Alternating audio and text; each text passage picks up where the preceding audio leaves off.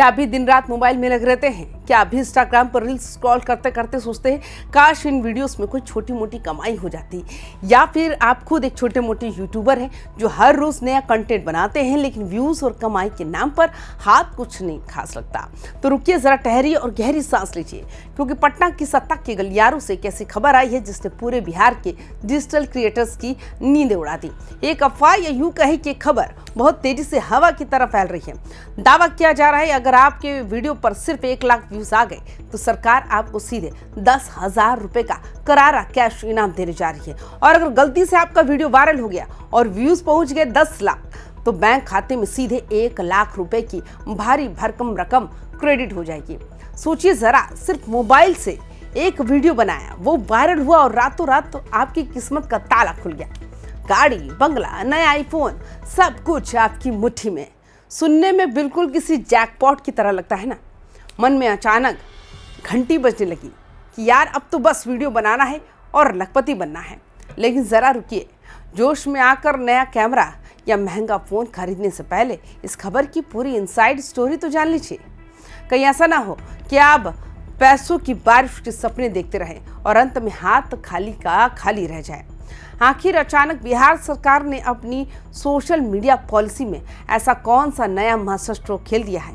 क्या सच में सरकार अपने खजाने का दरवाजा खोलकर हर रील बनाने वाले पर पैसे लुटाने जा रही है? क्या सचमुच 1 लाख व्यूज पर सीधे 10,000 रुपए मिलने वाले हैं? या फिर इस चमकते हुए आंकड़े के पीछे छिपा है एक बहुत बड़ा कैच, कुछ ऐसी सख्ती और कड़ी शर्तें जो शायद 99% क्रिएटर्स का सपना चकनाचूर कर सकती है? और सबसे बड़ा सवाल, क्या बिहार के बेरोजगार युवा और छोटे मोटे कंटेंट क्रिएटर्स इस सरकारी योजना से रातों रात अमीर बनने वाले हैं?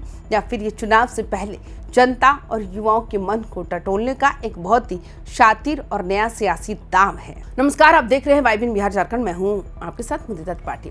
हुआ ये कि हाल ही में सम्राट चौधरी की अगुवाई में बिहार कैबिनेट की बेहद अहम बैठक हुई। इस बैठक में सोशल मीडिया एवं अन्य ऑनलाइन मीडिया नियमावली में एक बड़े संशोधन को हरी झंडी दी गई।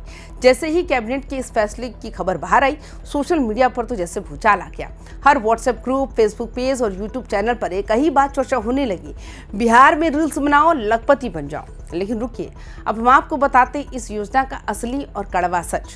पहली बात, अगर आप सोच रहे हैं आप किसी कॉमेडी सीन पर रील बनाएंगे, कोई डांस वीडियो डालेंगे, अपनी लव स्टोरी सुनाएंगे या कोई मजेदार प्रैंक करेंगे और उस पर लाखों व्यूज आने के बाद सरकार आपको 10,000 रुपये दे देगी, तो आप बहुत बड़ी गलतफहमी में हैं। सरकार कोई बेवकूफ़ नहीं है जो आपके एंटरटेनमेंट या पर्सनल ब्लॉग्स पर पैसे भाएगी। इस संशोधन नीति का सीधा और साफ नियम है कि पैसा सिर्फ और सिर्फ उसी कंटेंट पर मिलेगा जो बिहार सरकार की जन कल्याणकारी योजनाओं, नए बनते हुए एक्सप्रेसवे, पुल पुलिया, अस्पताल और स्कूल और सरकारी उपलब्धियों का प्रचार करेगा।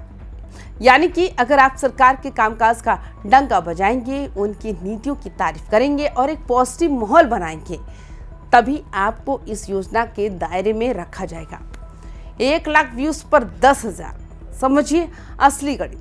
अब आते हैं सबसे बड़े आंकड़े पर जिसके चक्कर में लोग रातों रात सपने देखने लगते हैं। 1 लाख व्यूज पर 10,000 रुपये, ये बात पूरी तरह से सच नहीं है। नीति के मुताबिक ये 10,000 रुपये कोई फिक्स गारंटीड सैलरी या इनाम नहीं है, बल्कि ये मैक्सिमम सीलिंग लिमिट यानी अधिकतम सीमा तय की गई है। इसका मतलब ये है कि आपको अधिकतम 10,000 तक मिल सकते हैं, लेकिन मिलेंगे कितने ये तय करेगा सरकारी अमला। और इसमें भी सबसे बड़ा मोड़ है एम्प्लॉयमेंट का। आप भले ही कितने बड़े धुरंधर क्रिएटर क्यों ना हो, आपके चैनलों पर लाखों करोड़ सब्सक्राइबर क्यों ना हो, जब तक आप बिहार सरकार के आधिकारिक वेबसाइट पर जाकर खुद को या अपनी कंपनी को एपनेल यानी रजिस्टर नहीं करवाएंगे, तब तक आपको फूटी कौड़ी भी नहीं मिलने वाली। रजिस्ट्रेशन के बाद आपके प्रोफाइल की जांच होगी, आपके बैकग्राउंड को देखा जाएगा और जब सरकारी अफसर आपकी फाइल पर हरी मोहर लगाएंगे, तभी आप इस दौड़ में शामिल हो पाएंगे। अब जरा खुद सोचिए, जब बात सरकारी दफ्तरों, कागजी कार्रवाइयों और अफसरों की मुहर तक पहुंचेगी, तो आम और छोटे क्रिएटर्स के लिए रास्ता कितना आसान होने वाला है और कितना मुश्किल। ये बात आप खुद समझ सकते हैं कि मास्टर स्ट्रोक है या सियासी दांव। अब जरा इस फैसले के पीछे छिपे सबसे तीखे और अंदरूनी सियासी समीकरणों को भी समझ लीजिए।